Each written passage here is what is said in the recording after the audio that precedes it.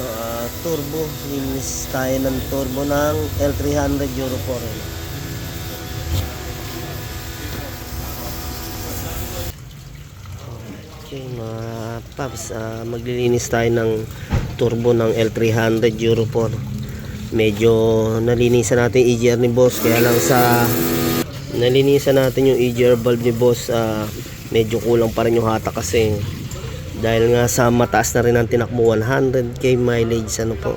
Kaya ito, lilinisan natin ngayon yung pinaka turbo natin, yung mga carbon na bumabara dito sa ating peller.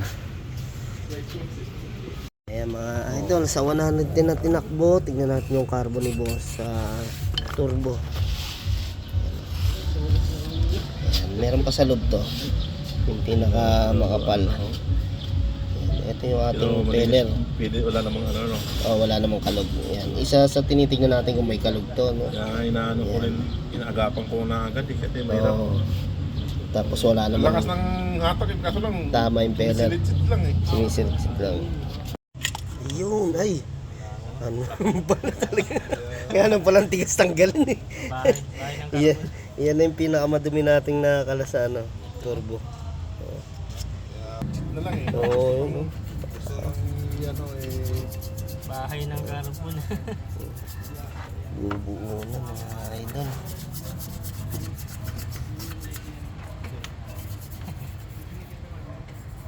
Ayan mga idol, pag basta nag 100 na kayo pataas, palinis nyo na to. Pero yung nalilinisan natin 60 pala, makapal na rin ang carbon. Ayan. Isa rin sa nagpapabawas ng hatak ng sasakyan natin yun. Kaya napaka-importante na malilinisan nga natin ang ating turbo. Kasi kung matatagalan, minsan binibigay pa tong peller sa gitna. Ayan. Mas napapalaki ang gastos. Okay, linis muna kami.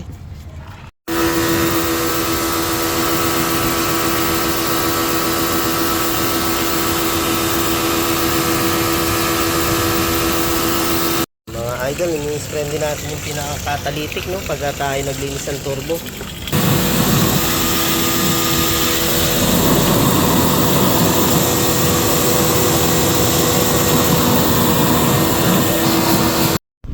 Paps, ito nga yung ginawa natin na turbo na tinakbo is 108 kilometers. Test drive po natin, no, kung maganda na yung hatak na minsan medyo mahirap na dahil sa dumi nga ng turbo tsaka EGR valve. Okay mga paps, tara, biyahe na tayo. Ay, biyahe paanda rin na po natin. Tignan natin yung pagkagawa natin sa turbo cleaning.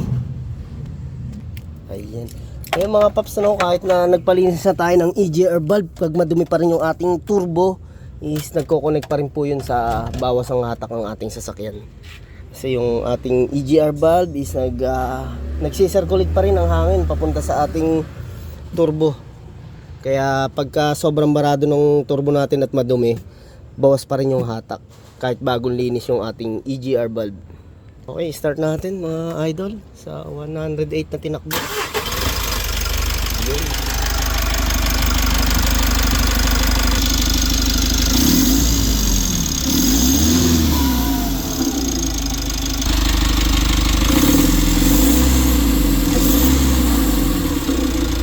Okay mga paps, deliver na nga po natin tong ating dala. Ay, wala pala dala. I-test drive nga po pala natin kung talaga maganda na rin po yung hatak nitong L300 Euro 4. Yan nga mga idol, sana subukan natin. Napakaganda na po ng hatak nang nalinisan natin yung EGR valve tsaka turbo charger. Yun, may mga gawa na nga yung ating mga tropa dito.